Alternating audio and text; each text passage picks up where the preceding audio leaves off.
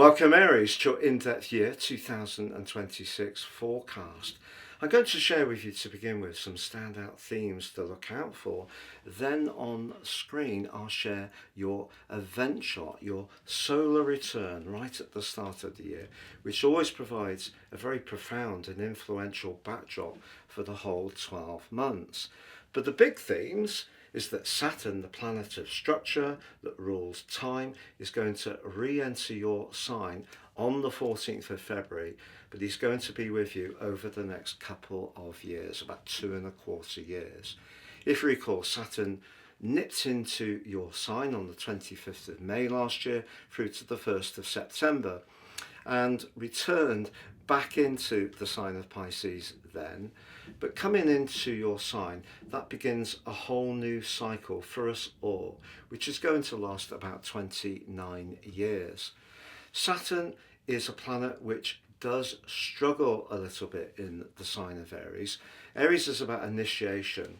You're brilliant at showing initiative, getting on the front foot, moving things forwards in a very dynamic way. And of course Saturn can be somewhat more ponderous, slows things down, and it's technically in its full in your sign. Now also, just towards the end of January, Neptune returns to the sign of Aries. Neptune, watery, it's the modern ruler of the sign of Pisces, and of course you're a fire sign, so that can dampen spirits a little bit. And the two come together on the 18th of February, which is a truly important symbolic moment for us all collectively. But what we're also going to see this year is the energy of Uranus moving back into the air sign of Gemini towards the end of April, the 26th. But at the end of June, Jupiter returns to the sign of Leo. Jupiter moves in around about 12 or 13 year cycles. So it's a really big deal going into the proud sign of Leo because the sun rules this sign, but also Jupiter governs the second decan of the sign of Leo. So it's particularly comfortable in Leo. And Jupiter, of course, governs your third decan. So there is some mutual receptivity here. So Jupiter moving into Leo is wonderful for your prospects to initiate, be creative, be much more optimistic about your social situation, but also potentially about romance too. But then we're going to have the second of two new eclipses which occur this year. The first is on the 17th of February in the air sign of Aquarius. But the sun in Aquarius is detrimented, whereas in the sign of Leo, it's dignified, it's its favourite location, and that's the 12th of August. So together with Jupiter, that brings a lot of warmth to the second half of your year. But what we need to be mindful of, Aries, not just Saturn and Neptune back in your sign and the start of a new cycle, in terms of Saturn, 29 years. In terms of Neptune, it's near to 175 years, so big cycles. But what we've also got is energy in the water sign of Pisces and the practical sign of Virgo, still manifesting from the two eclipses that occurred last September.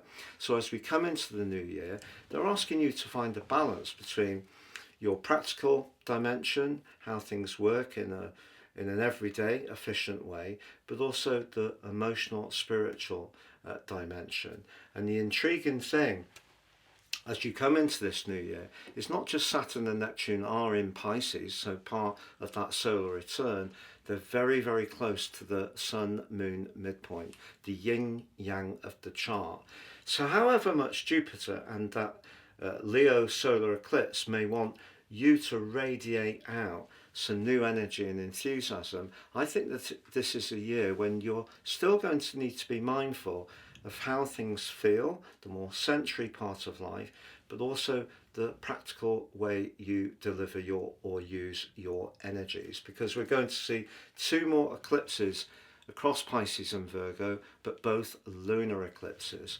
So if there is a reluctance to grapple with the feeling of a situation and we just want to be in the action mode, it probably won't work so well for us. So those are the big themes of this year. We also have the nodal axis moving, the true north node, towards the end of July into Aquarius. Aquarius energy for you, to be honest, is very positive. It's about friendship, your long-term plan. It can be about your higher ideals and purpose. And it's about how we network together. And I think you'll really appreciate it more than over the last year and a half, as it has been inverting through the sign of Pisces. So I want you to know that Aquarius energy in the early parts of this year can see you looking much more dynamically towards the future, but it is important to understand what's not quite so obvious, the Piscean energy. And if we are trying to refine and keep finding perfection in the physical sense, that's not necessarily going to be something that meets all our needs.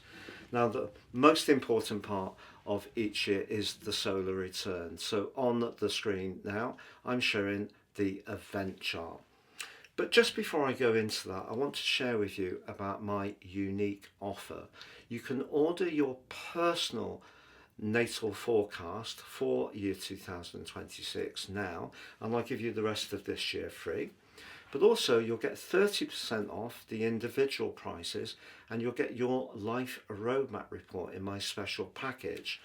That really helps you to understand the patterns that have played out in your life so far.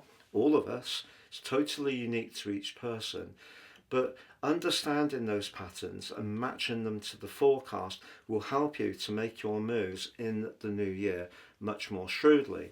But also in my special offer, you'll get your free general zodiac forecast for each of the 12 signs, but also your Chinese forecast, your Vedic forecast, and your love forecast too in my special booklets. Please see the link below for more. So on the screen now is your solar return. We always need to be mindful of the ruling planet for each sign. Yours is Mars. Mars is about thrust, action, courage, desire, about that initiation that I mentioned. But Mars is in a very visible part of your chart as you come into this new year, the sign of Capricorn, and you can see is very close to the energy of the Sun. The Sun is always 10 degrees 34 when we come into a new year, so just a tiny bit into the second decan of Capricorn, which is sub-ruled by Venus. Venus, the ruler of Taurus, is about foundations, but it's also about money. And of course, it can be about relationships, but it's also about our self-worth.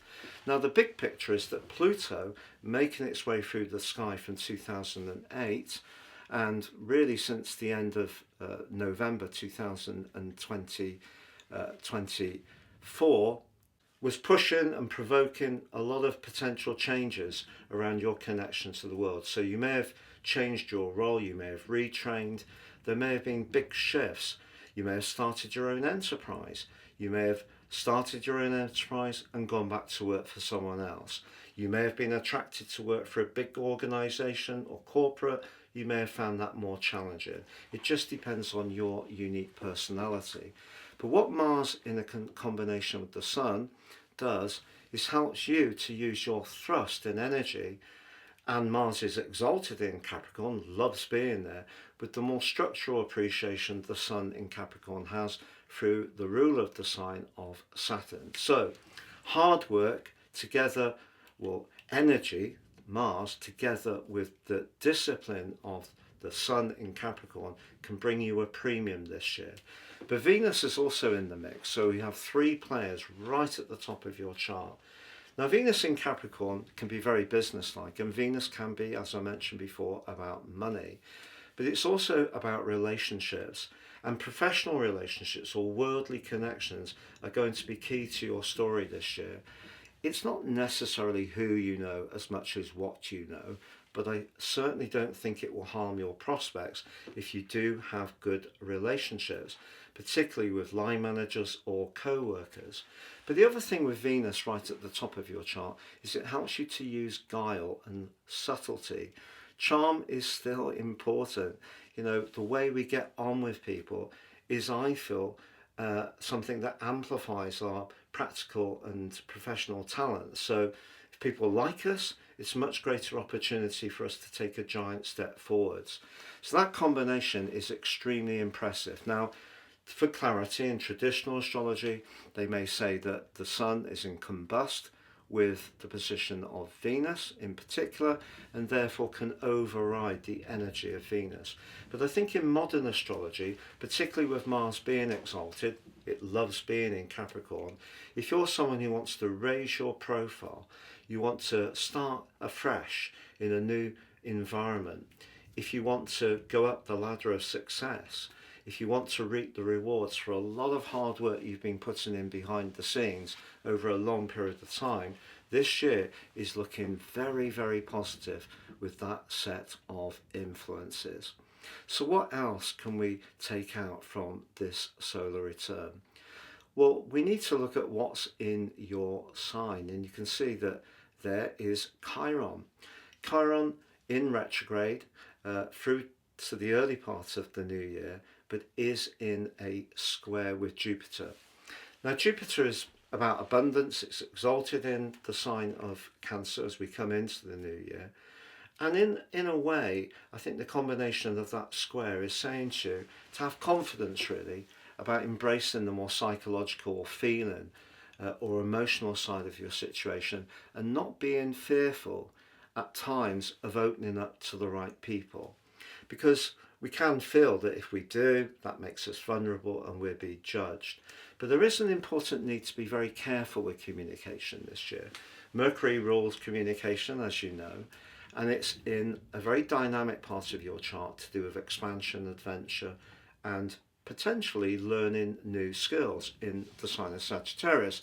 But that's not a great location for Mercury. Mercury here can be a little bit impatient to grapple with details. It sees life in a very broad brush way, which is not a bad thing, but that enthusiasm can be seen as overconfidence. And I just want you to know that Neptune, just tucked up behind your sign, as you can see, along with Saturn, but critically the Sun Moon midpoint, very close to Saturn, and they're all squaring with Mercury.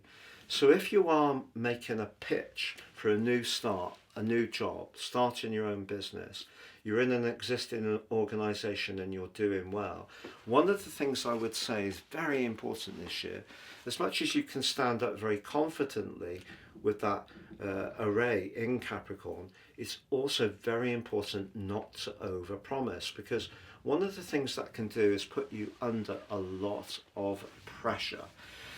And I think it's a potential trap. So essentially having the midpoint, which is the yin-yang of the chart, in your 12th house, along with the node, the north node, which itself is in a square with the moon. Again, that's something which can distort to a degree. The moon is very bubbly and effervescent in Gemini, but you need to stay in touch with your emotions. So as much as Saturn and Neptune are coming back into your sign, and in the case of Saturn in particular, is the start of a complete new epoch, full time, not just that first taste, what I would say is you're going to have an opportunity this year to make a big step forwards, but you also need to be mindful of your vulnerabilities, your weak spots that you need to keep working at, perhaps where there are still some outstanding strands active within you to do with past hurt, separations, disappointments and losses.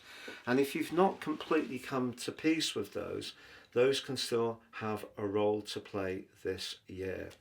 Now, in a more positive way, I'd say, the moon does forge a very dynamic link with Pluto, and Pluto's in your sector of friendship. And as I said to you, that initial solar eclipse on the 17th of February does offer the chance to make new connections, but it is in a very testing right angle to Uranus. So one of the other things that can happen with that is that there are some friends in your world who don't share your values as much as you thought they did.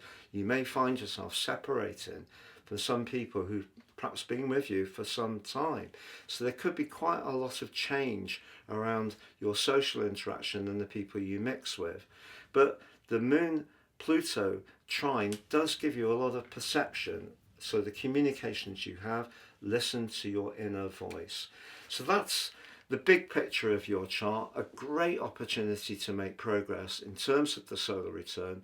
But when it comes to the communication, as much as there's part of you that can be very confident, very upbeat, and very assertive, just make sure that you're always in touch with perhaps the more softer and more shadow side of your situation, because if you are connected to that, it will keep you safe.